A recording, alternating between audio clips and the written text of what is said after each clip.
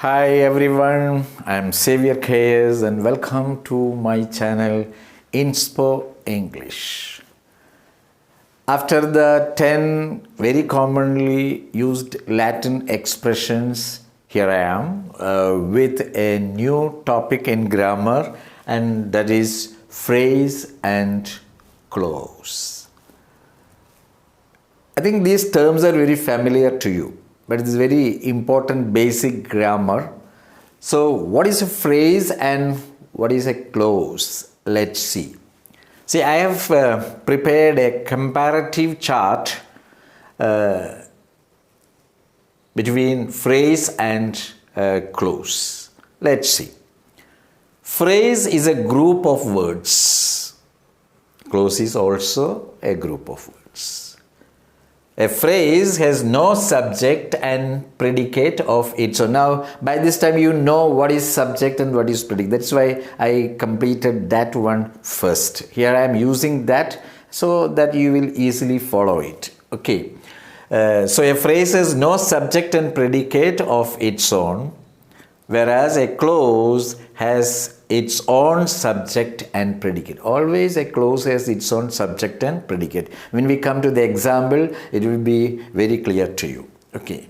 Then, phrase cannot stand independently, whereas a clause may stand independently. I can say only may stand because only a main clause or an independent clause can stand independently, where subordinate clause or a dependent clause cannot stand independently. Okay, then how does it come? It comes as part of another sentence. In the case of phrase, since it has no subject and predicate of its own, it cannot stand independently.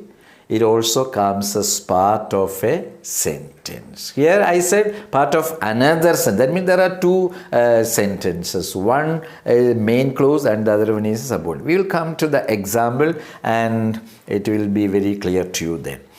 Okay, so let's see. And now separately let us see what's a phrase and a clause. A phrase is a group of words. It has no subject and predicate of its own. So it cannot stand independently. It comes as part of a sentence. Let's go to the examples now.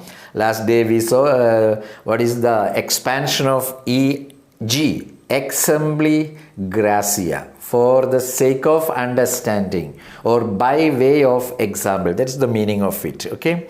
The sun sets in the west. See here, this underlined part in the west is a phrase.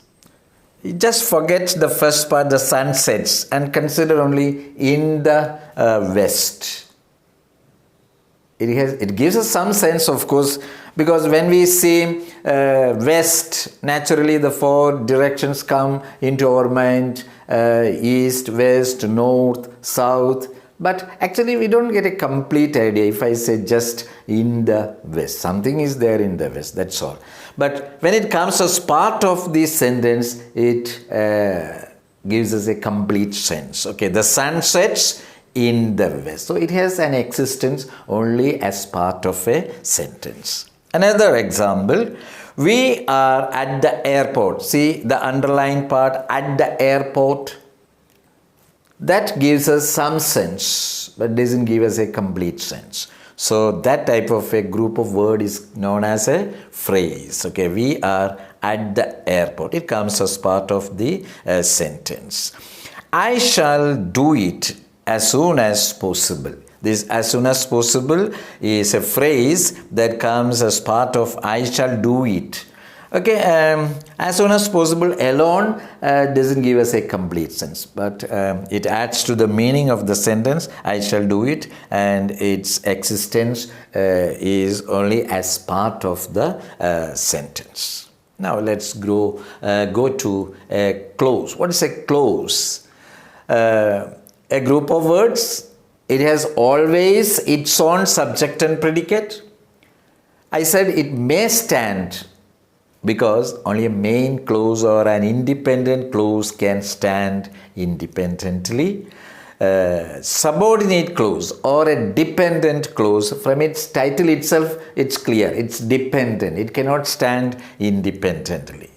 A subordinate clause, just like a phrase, comes as part of another sentence. See, there is a very good example to show it. I think it will be clear to you then. Dia lost a chain which is made of gold. See this part in the circle, Dia, that is the subject. She lost a chain which is made of gold. Here, which is the subject? Because it stands for the object chain. If this object is placed here, it is equal to another sentence. Dia lost a chain, the chain is made of gold. But here we have used which, and that's an interrogative pronoun which stands for chain. So, Dia lost a chain, it's a complete sentence and is an independent clause, whereas which is made of gold, if you consider it alone, it doesn't give us a complete sense. It stands like a question and doesn't give us a complete sense. So, Dia lost a chain is a main clause and which is made of gold is a subordinate clause that comes as part of the first one, Dia lost a chain. Another example. This is the house that Raghu bought. Okay, this is the house that Raghu bought is a subordinate clause again. This is the house is a main clause here, and that Raghu bought doesn't give us a complete sense. If you take it, consider it separately, it is meaningful only when it comes as part of the sentence. This is the house. I hope you followed the difference between a phrase and a clause. So, phrase is a group of words which gives us some sense but not a complete sense. It has no subject and predicate of its own, so it cannot stand independently. It comes as part of a sentence, as we saw in the example. The sun sets in the west. We are at the airport. I shall do it as soon as possible. And coming to a clause, it is also a group of words, but it has always its own subject and predicate. But I said it may stand because only a main clause can stand independently. A subordinate clause or a dependent clause cannot stand independently. Just like a phrase, it comes as part of a sentence. Okay, here we had two examples. Dia lost a chain, which is made of gold. Dia lost a chain is a main clause, and which is made of gold is a subordinate clause. This is the house that Raghu bought. This is the house is a main clause, and that Raghu bought is a subordinate clause. So when you see a sentence, of course, when we go more deep into the sentences, okay, simple, compound, complex and all that, you will understand it better, how to construct sentences and all that. For the time being, I think this is enough. I am winding up this session. See you in the next video. I will be discussing person and number, with the help of which you will be able to speak and write simple sentences without grammatical errors.